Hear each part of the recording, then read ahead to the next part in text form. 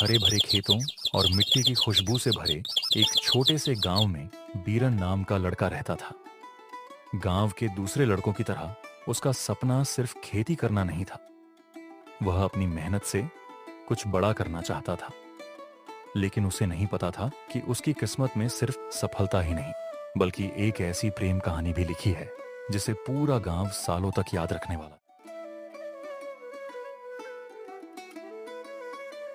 बीरन बेटा, इतनी सुबह सुबह कहाँ जा रहा है? अरे माँ सपने देखने से पूरे नहीं होते, उनके लिए मेहनत करनी पड़ती है। उस दिली किरणें गांव के पुराने कुएं पर पड़ रही थी। वहीं पानी भरने आई थी गौरी। जैसे ही बीरन की नजर उस पर पड़ी, उसे लगा जैसे आसपास की सारी आवाजें थम गई हों।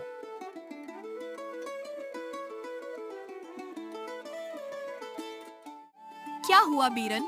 ऐसे क्या देख रहे हो? ऐसे ही कुछ नहीं, बस सोच रहा था कि आज कुएं का पानी ज्यादा चमक रहा है। पानी नहीं, तुम्हारी आंखों में कुछ गड़बड़ है। कुछ दिनों बाद गांव में मेला लगा। चारों तरफ रोशनी, मिठाइयों की खुशबू और लोगों की भीड़ थी। बीरन अपने दोस्तों के साथ मेले में आया था, लेकिन बीरन की नजर सिर्फ एक चेहरे को ढूंढ रही थी, गौरी को। लोगों में मुझे ही ढूंढ रहे थे ना?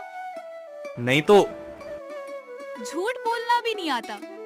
उस शाम दोनों ने साथ में मेला घूमा, लेकिन उनके दिलों में जो बातें थीं वो अब भी अनकही थीं। गांव के बाहर एक 100 साल पुराना पीपल का पेड़ था। बुजुर्ग कहते थे कि जिसने वहां सच्चे दिल से कोई बात कही, उसकी मनोकामना जरूर पूरी हुई। लोग कहते हैं ये पेड़ दिल की बातें सुनता है। अगर ऐसा है तो शायद ये मेरा राज भी जानता होगा। कौन सा राज? अभी नहीं। चांद पूरा था, ठंडी हवा चल रही थी। पीपल के पत्ते ऐसे सरसराहट कर रहे थे जैसे किसी कहानी का नया अध्याय शुरू होने वाला हो। गौरी, मैं तुम्हें बहुत पसंद करता हूँ। अगेन अगर तुम्हारा जवाब ना है तो मैं चुप रहो। क्यों? क्योंकि मैं भी तुम्हें पसंद करती हूँ। उस पल दोनों के चेहरे पर जो मुस्कान थी, वह शायद पूरी दुनिया की सबसे खूबसूरत मुस्कान थी। लेकिन हर कहानी में एक मोड़ जरूर आता है, और बीरन गौरी की कहानी में वह मोड़ था विक्रम, गांव के जमींदार का घमंडी बेटा। गौरी मेरी होगी प्यार किसी को जबरदस्ती नहीं मिलता, तो फिर छीनना पड़ेगा। विक्रम की आंखों में जलन साफ दिखाई दे रही थी। उसने एक साजिश रची। कुछ ही दिनों बाद गांव में खबर आग की तरह फैल गई। लोगों का कहना था कि बीरन ने चोरी की है। हम गांव वालों को बीरन से ऐसी उम्मीद नहीं थी।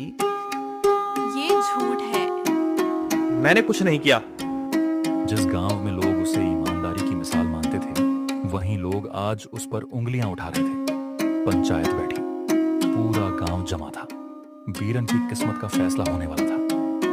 तभी भीड़ में से एक मजदूर आगे आया। चोरी बीरन ने नहीं की। फिर किसने की? विक्रम ने। पूरा गांव सन्न रह गया। विक्रम का चेहरा पीला पड़ चुका था। समय बीतता गया। बीरन ने हार नहीं मानी। दिन रात मेहनत की। धीरे धीरे उसका छोटा सा काम बड़ा बनने लगा। गांव वाले अब उसे इज्जत की नजर से देखते थे। देखा बे, सच और मेहनत कभी हारते नहीं।